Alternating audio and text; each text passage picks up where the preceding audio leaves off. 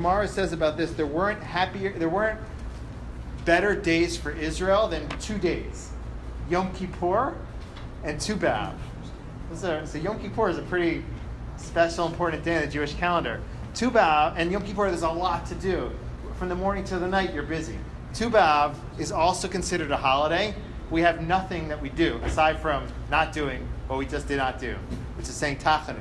So the question is, why do they compare these two holidays, and why is there nothing that we do on Tu B'Av to commemorate this day that's almost at the level of Yom Kippur?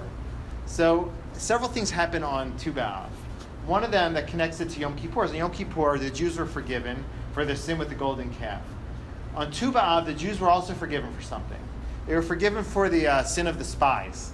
So it says that the Jews stopped dying around Tu B'Av in the 40th year, and because of that, it's kind of like a day of forgiveness. So that's one way to connect it to Yom Kippur. Another way to connect it is, anybody know what color clothing? White. White, yeah. Yeah, so on Yom Kippur, people wear white clothing. Now, Tu B'Av, the women, it's a story, the Gemara tells a story about how, this is the first, I don't know if the first, this was an early form of speed dating in Talmudic times. What used to happen was women, all kinds of women used to go out dressed in white to the vineyards, and they would find their shidduch there. And they would all wear the same kind of clothing, so the men wouldn't differentiate between women who have more money or less money or this and that. And people would find their shidduch, and that's how there's stories like they go out dancing, and they say, men, we're here, come find your bride. There's stories like that in the Talmud. So, and they wore white. So that's another connection between that and Yom Kippur. But there's a little bit more though. This idea of Tu B'Av, what's unique about Tu B'Av, it's a day of love.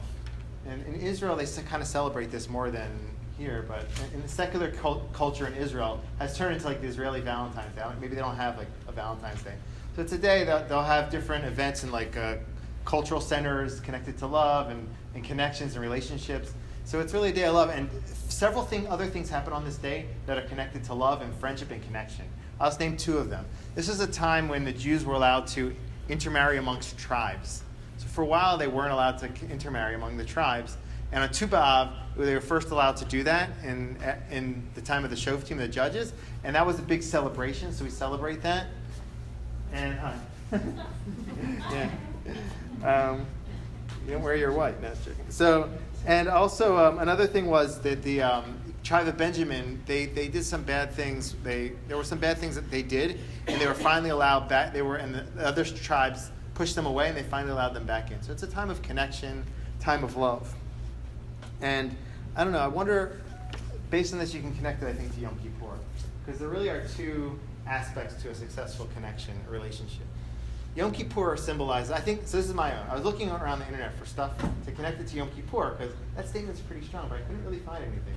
So I thought about it for a bit. This is what I came to. That in connections, you have two aspects.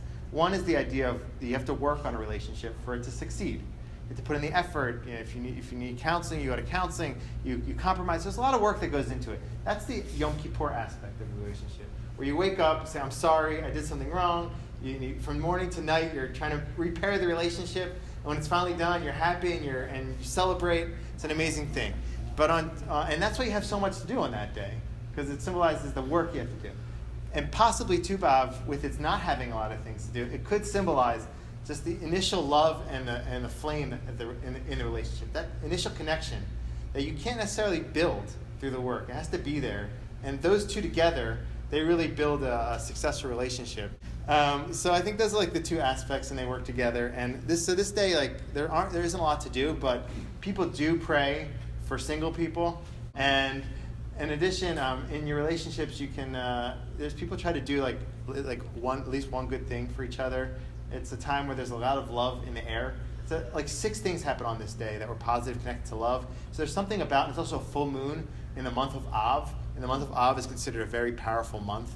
Tisha B'Av happened in Av. So the opposite, the month of Av, you can really harness this energy and do like a good thing in your relationship to kind of maybe rekindle that love, and also just be involved in positive things, because you can connect to that love in the air and hopefully add more and more love to Am Yisrael.